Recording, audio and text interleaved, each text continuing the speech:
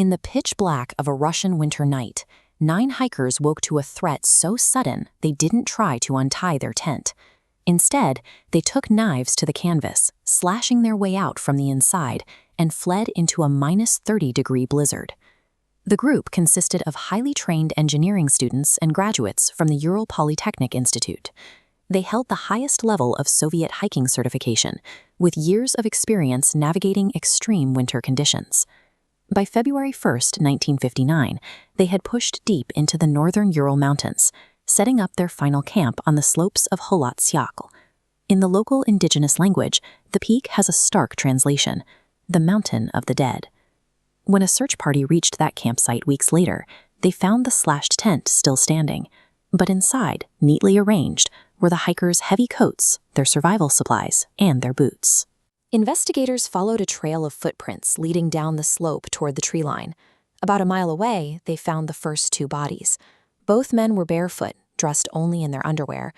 To survive in those temperatures requires layers of specialized clothing, yet the evidence showed that these seasoned survival experts viewed the interior of their tent as more dangerous than the freezing storm outside.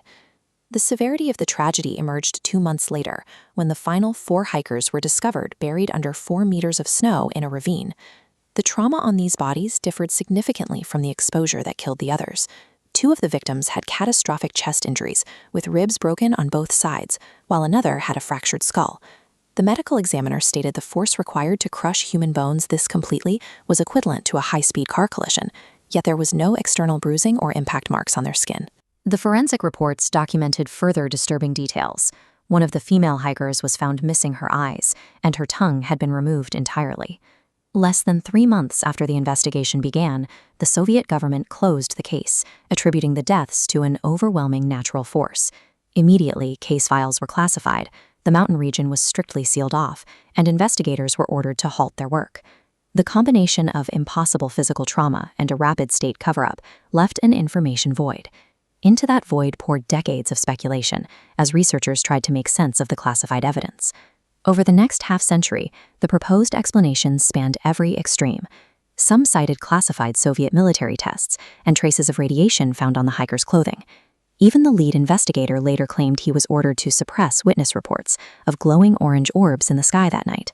Other researchers looked to meteorology, proposing that wind currents over the mountain's topography generated infrasound, low-frequency waves known to induce sudden, involuntary panic in humans. But the conversation shifted in 2021. A team of scientists from Switzerland approached the mystery as a problem of modern geotechnical engineering. Alexander Puzrin at ETH Zurich and Johann Gaum from the Avalanche Simulation Laboratory published a landmark study in the journal Communications, Earth, and Environment. By modeling the weather conditions and topography of the 1959 expedition, they concluded that the catalyst for the disaster was a rare geological event known as a slab avalanche. The resulting peer-reviewed models replaced 60 years of supernatural speculation with a physics-based explanation for the traumatic injuries and abandoned campsite found on the mountain. Here is how a slab avalanche works. When the group cut the slope to pitch their tent, they destabilized the dense snow above them. Hours later, that heavy slab released. It slid down like a solid block, striking the tent with immense concentrated force. This dense, moving mass of compacted snow explains the horrific trauma found on the bodies in the ravine. Crash test simulations prove that a strike from a heavy slab compresses the human body, snapping ribs and fracturing skulls internally without leaving marks on the skin. The impact crushed the sleeping hikers and partially collapsed the tent in absolute darkness. Injured, disoriented, and trapped under the weight, they panicked. Unable to find the exit, they used knives to cut through the canvas to escape being buried alive. Standing outside in -30 degrees, with the shock of blunt force trauma coursing through them, they made a fatal calculation. Believing a larger avalanche was imminent, they abandoned their gear and ran downhill toward the tree line, planning to find shelter and return when the danger passed. They never made it back. Scientific expeditions returned to Dyatlov Pass in 2022 and 2023. They brought back video evidence of multiple fresh slab avalanches occurring on the exact same slopes above the campsite, matching the conditions of February 1959. The overwhelming natural force cited by the original report is now understood as a rare, predictable geological event. Even the most disturbing forensic details now have rational explanations. Forensic experts note that the hiker missing her tongue lay buried in wet snow for over 2 months. Natural soft tissue decomposition, combined with small animal scavenging, accounts for the damage. As for the elevated radiation found on their clothing, modern researchers point out that the levels were consistent with background radiation of the era, likely amplified by the poor calibration of 1959 testing equipment. Today, the slab avalanche model is the most widely accepted scientific conclusion, but it has not closed the book. In 2024, relatives of the deceased filed a formal petition demanding Russian prosecutors reopen the case, arguing that the original inquiry was closed for political reasons rather than scientific ones.